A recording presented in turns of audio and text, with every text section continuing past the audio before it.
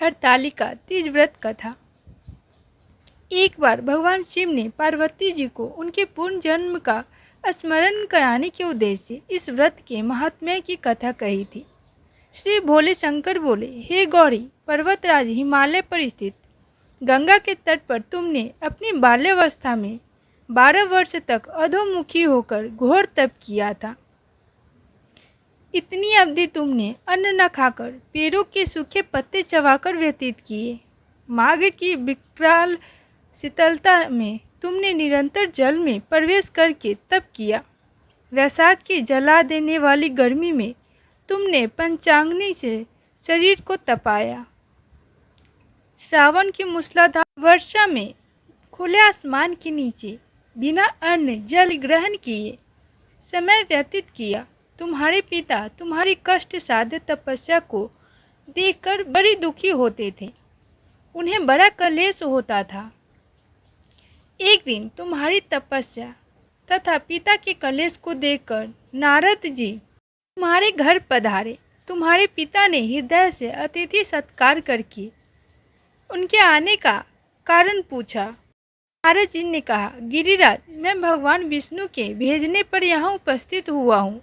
आपकी कन्या ने बड़ा कठोर तप किया है। इससे प्रसन्न होकर वे आपकी पुत्री से विवाह करना चाहते हैं। इस संदर्भ में आपकी क्या राय है, जानना चाहता हूँ। नारद जी की बात सुनकर गिरिराज गदगद हो गए। उनके तो जैसे सारे कलेश ही दूर हो गए।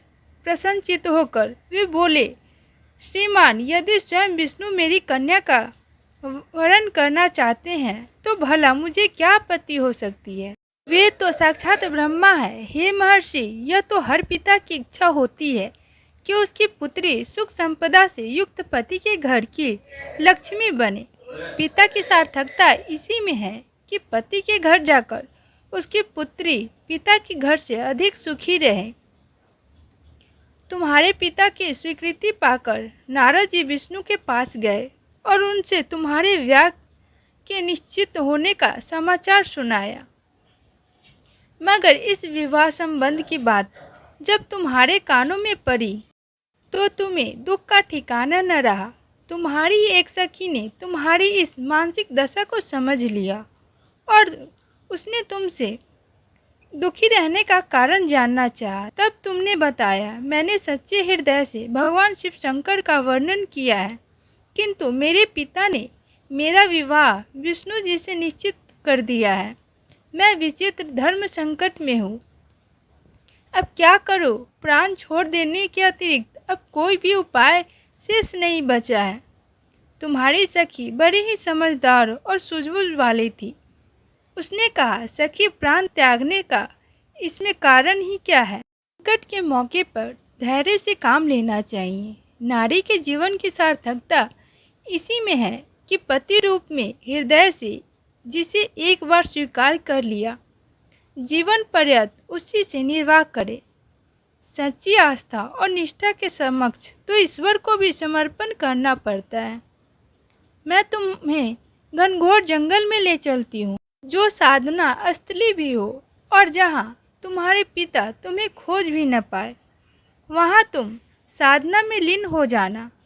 मुझे विश्वास है कि ईश्वर अवश्य ही तुम्हारी सहायता करेंगे। तुमने ऐसा ही किया। तुम्हारे पिता तुम्हें घर पर न पाकर बड़े दुखी तथा चिंतित हुए। वे सोचने लगे कि तुम जाने कहाँ चली गई। मैं विष्णु जी से उसका विवाह करने का प्रण कर चुका हूँ। यदि भगवान विष्णु बारात लेकर आ गए और कन्या घर पर न हुई तो बड़ा अपमान होगा। मैं तो कहीं मुंह दिखाने के योग्य भी नहीं रहूँगा। यही सब सोचकर गिरिराज ने जोर शोर से तुम्हारी खोज शुरू करवा दी। इधर तुम्हारी खोज होती रही और तुम उधर अपनी सखी के साथ नदी के तट पर एक गुफा में मेरी आराधना में लीन थी। भाद्रपद शुक्ल तृतीय को हस्त नक्षत्र था। उस दिन तुमने रेत के शिवलिंग का निर्माण करके व्रत किया।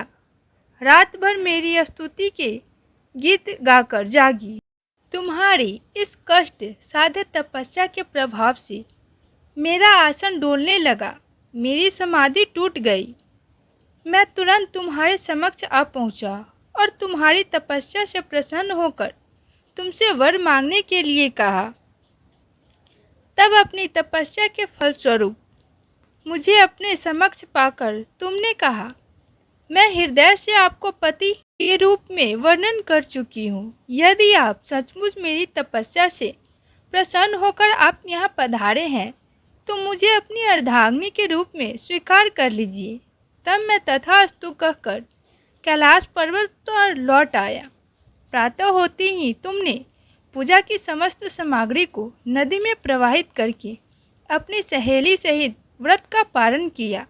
उसी समय अपने मित्र बंधु व दरबारियों सहित गिरिराज तुम्हें खोजते खोजते वहां आ पहुँचे और तुम्हारी इस कष्ट साध्य तपस्या का कारण उदय से पूछा। उस समय तुम्हारी दशा को देखकर गिरिराज अत्यधिक दुखी हुए और पीड़ा के कारण उनकी आंखों से आंसू उमड़ आए थे। तुमने उनके आंसू पोंछते हुए विनम्र स्वर में कहा, पिताजी, मैंने अपने जीवन का अधिकांश समय कठोर तपस्या में बिताया है। मेरी इस तपस्या का उद्देश्य केवल यही था कि मैं महादेव को अपने पति के रूप में पाना चाहती थी। आज मैं अपनी तपस्या की कसौटी पर खरी उतर चुकी हूँ।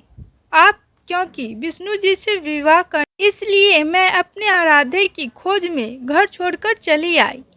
अब मैं आपके साथ इसी शर्त पर घर जाऊंगी कि आप मेरा विवाह विष्णु जी से न करके महादेव जी से करेंगे। गिरिराज मान गए और तुम्हें घर ले गए। कुछ समय के पश्चात वर्षों तक विधि विधान पूर्वक उन्होंने हम दोनों को विवाह सूत्र में बांध दिया। हे पार्वती, भाद्रपद की शुक्ल तृतीया को तुमने मेरी आराधना करके जो व्रत किया था उसी के फलस्वरूप मेरा तुमसे विवाह हो सका। इसका महत्व यह है कि मैं इस व्रत को करने वाली कुंवारियों को मनवांछित फल देता हूँ। इसलिए सौभाग्य की इच्छा करने वाली प्रत्येक युवती को यह व्रत पूरी एक निष्ठा तथा आस्था से करना चाहिए।